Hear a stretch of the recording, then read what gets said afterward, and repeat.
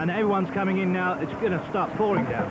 Yeah, we saw the Porsche in and pouring down, Julian. You called it absolutely right. That is Peter Cook. And look at these conditions on the commentary box here. It's absolutely pelting it down. And there's no question about it right now that this track is almost undrivable. Wet or dry, the 52 Lotus goes up there. Robert Ross just managed. Now this is down at Knickerbrook. That's the number 8 Selena. The 9 is coming down in towards it. Oh my God, that is a massive shunt between the number 9 and the number 8 Selene. Two cars, teammate cars. Cars in the same stable, and they have made a serious contact. That is the Viper, I think, just up there. Steve Watson, number 38. The Marshall needs to be getting out of the way. And oh my God. Wow, we just hope that he's managed to be okay. And we see the Ferrari spinning off there, and he has gotten up. The Lister just getting through on its wet tires. See Mike Newton there, I think it was just running off from the number 9 car. The 55 TVR hits the Ferrari and the Selene and the Viper. Simon pulling in that car.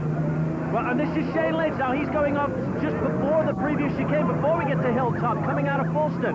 Now we're back down here at Knickerbrook, and the TVR, the Marco, excuse me, going off. The number 19 car also going off where Shane Lynch did. We can see the 57 car there, Steve O'Rourke. And this is a terrible situation. Look at that, Julian. That's Mike Newton just there to the right, looking at the damage. Now he actually owns both of those Selenes that are sat there in the middle of the track. So he is, thankfully he's okay, but boy is he going to be feeling upset about the damage to those two very, very expensive racing cars. Now the news we have from all the drivers are okay. Stephen Watson is out of that car. Mike Newton's out of the car. Simon Pullen is out of the car. The 79 Porsche going off with Julian. This is just unbelievable. Red flags are out. They're calling a halt to this, not a moment too soon. Well, we can see that he just stranded there. You can see him just trying to move that car, number 8 car, out of the way at the last minute, but he can't. He stalls it, and wow, this is a hell of an impact. Boy, oh boy, they were both very, very fortunate.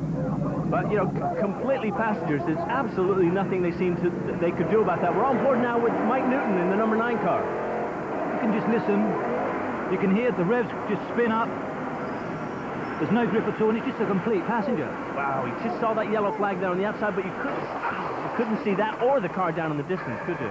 Well, I'll tell you, I've had that happen to me before. There's nothing you can do about it. Once you've lost control like that, the inertia just takes you wherever you're going. But here's the escape. I've never seen anything like this. This guy is very, very lucky.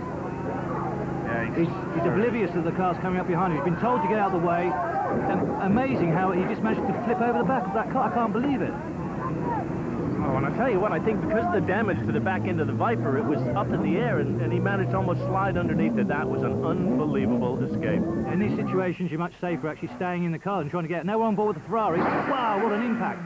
Oh, golly, that was huge. Here we see it again from outside. And that was on board with the Ferrari that was stationary when it got hit by the 55 TVR there, which was coming down from Hilltop. Like all the major damage here has been caused from the top end of that hill. And look at this. I mean, we're talking thousands, hundreds of thousands of pounds worth of damage, and luckily there is nothing more than very, very expensive racing cars. The news we have is that the Marshall's been a little bit injured, but on the whole, there has been no serious injuries, which is